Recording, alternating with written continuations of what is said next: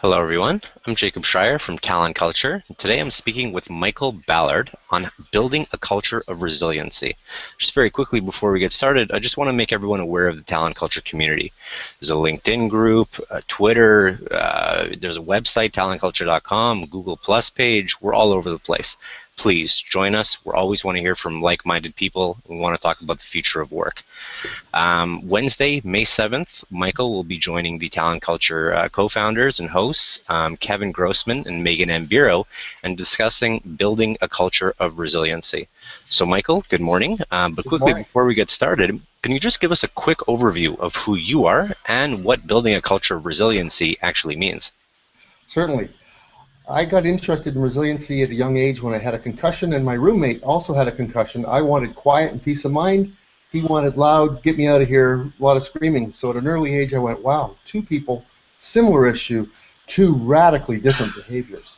So that's what got me started. I then went on to get into sales and marketing, and I was ill one year and came in 7th out of 78 to 80 consultants for performance measurements and the metrics we had in place. And somebody at workplace said, well, you're just lucky. And I went, no. Being resilient is not about being lucky. It's about key factors, beliefs, and a process. So that launched my career more than 20 years ago. And resiliency is about how do individuals, teams, and organizations, communities, move forward despite adversities and setbacks. Yeah, it's through the tough times that the strong ones prevail, yeah? So just my first question for you is, what exactly is a resilient workplace and why? A resilient workplace would be one we would say nowadays is healthy, no bullying, and we have a set of articulated beliefs and values about what we stand for and how what we do. Okay, that makes sense. Second question for you, what roles do mentoring and coaching play in developing resiliency? Oh, big. Mentoring and coaching. Mentoring, one of my best mentors didn't just talk it real well, he lived it. So you just had to watch him for a few minutes and you went, oh, I was 26, 27 when he was mentoring me for a couple of years. And he made it look easy, but it was the words he used, the body language, and it was all about qualifying and quantifying the issues and then framing them or seeing them in a light of possibilities and challenges. So he never said we're threatened by this, he said we're really challenged by this. So his words and his beliefs were, how do we overcome this? How do we work through it? It's amazing how just changing one or two words can really make all the difference, eh? And just maybe using a positive word or a negative word or something, right? Absolutely. So I would say that he didn't know what helpless and hopeless was in the workplace. He saw things as things to be overcome, things to be learned.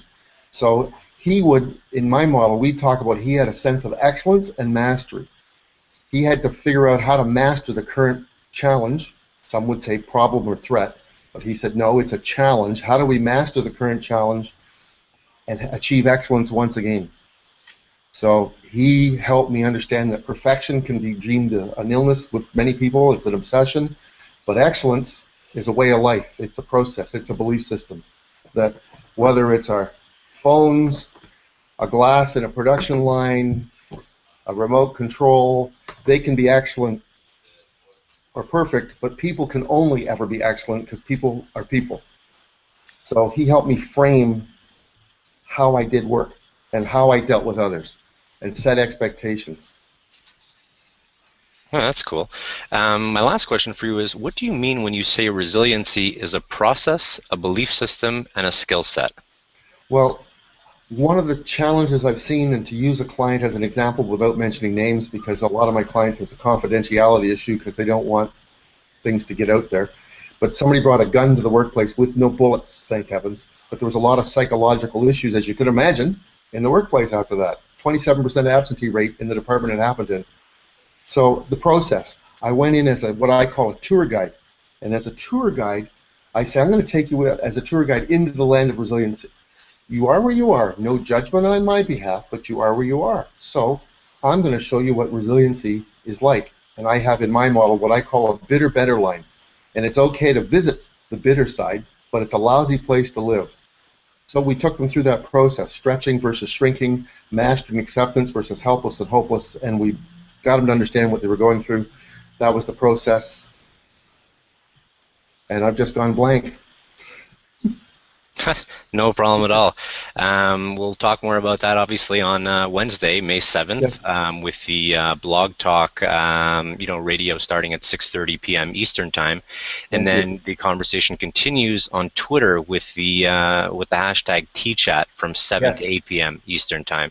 Again, just everyone watching this, check us out on LinkedIn, Twitter, Google Plus, and of course, obviously, talentculture.com. Michael, we'll see you next Wednesday. Thank you very much.